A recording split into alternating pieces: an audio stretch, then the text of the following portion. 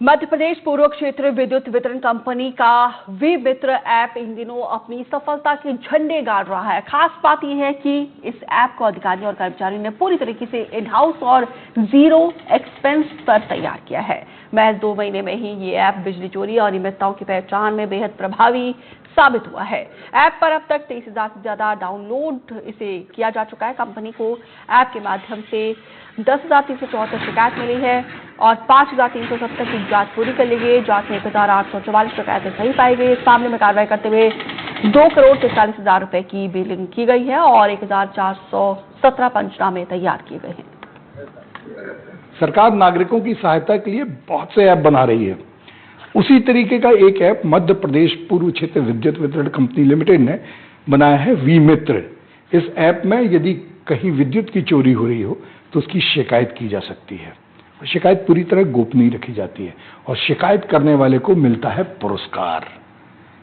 लगभग 2.5 महीने इस ऐप को लॉन्च किए हुआ है और इसके बड़े सकारात्मक परिणाम आए हैं। हमारे साथ अनय द्विवेदी जी हैं, एमडी साहब। सर, ये बताइए कि क्या बेनिफिट हुए हैं इस ऐप के? देखिए, पिछले 2.5 महीने में जब से ये ऐप लॉन्च हुआ है तो हमने करीब 5 लाख रुपए का इनाम जो है उसका वितरण करते हुए 2.5 करोड़ की बिलिंग हुई है। तो सबसे पहला बिंदु ये है कि जो हमको कॉस्ट आई, जो इनाम हम वितरण कर रहे हैं, उसका 50 गुना ज़्यादा हमारी बिलिंग हुई है और अब तक हम 20 लाख रुपए की वसूली भी कर चुके हैं। तो करीब 4 गुना ज़्यादा है। तो हमने ऑलरेडी जो हमारी कॉस्ट आ रही है उससे 4 गुना ज़्यादा तो हमारा रिकवरी चल रही है और करीब 50 गुना ज़्यादा जो है हमारी बिलिंग चल रही है। इसके साथ साथ सबसे महत्वपूर्ण ये है कि हमने इसको ईज ऑफ यूज़ के आधार पर बनाया था कि किसी को किसी भी दफ्तर में ना जाना पड़े। वो अपना बस केवल बैंक अकाउंट डिटेल्स, अगर उसको इनाम चाहिए, या कोई भी यूजर नेम बना के बस मोबाइल ऑथेंटिकेट करके शिकायत डाल सकें। तो 1,000 से ज़्यादा लोगों को इनाम वितरण हुआ है। करीब 12,000 से ज़्यादा शिकायतें आई, जिनमें से 8,000 हमने ऑलरेडी चेक कर ली हैं और लगातार इसका यूज़ बढ़ रहा है। हमने ये भी प्लानिंग की थी कि मुख्यमंत्री सीखो कमाओ योजना, इंटर्नशिप, ITI के स्टूडेंट्स, कॉलेजेस के स्टूडेंट्स, उनमें भी वृहद स्तर पर हम उनको ट्रेनिंग दें ताकि ये आम जन में इस ऐप के बारे में जानकारी भी हो और यूज़ करने की लगातार उनकी जो फ्रीक्वेंसी है वो बढ़े। एक और जो मुझे जानकारी है कि जो वसूली होती है उसमें अगर कोई अधिकारी या कर्मचारी जानबूझ के किया है तो आप उससे भी कुछ वसूली करते हैं या उसको भी कुछ पेनाल्टी करते हैं? देखिए, 11 या 12 तरीके की शिकायतों, जानकारियों को हमने रखा था क्योंकि ये प्रारंभिक तौर पे था तो बहुत ज़्यादा कॉम्प्लिकेट नहीं कर सकते थे।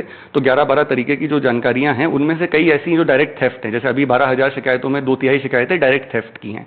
तो डायरेक्ट थेफ्ट में हम मानते हैं कि हमारे स्थानीय अधिकारी से भूल चूक हो सकती है, मिस भी हो सकता है, और डायरेक्ट थेफ्ट जैसे हुकिंग करी और हटा लिया, तो ये सब चीज़ें होती हैं। पर ऐसी चीज़ें जैसे समझ लीजिए कि 40 किलोवाट का कोई कॉलेज चल रहा है और उसका कनेक्शन 2 किलोवाट पे चढ़ा हुआ है, तो ये ऐसी शिकायतें हैं जिसको स्थानीय अमले को पहले देख लेना चाहिए। क्योंकि एक दिन में कोई कॉलेज नहीं बनता, एक दिन में कोई फैक्ट्री नहीं बनती, एक दिन में कोई दुकान नहीं खुलती।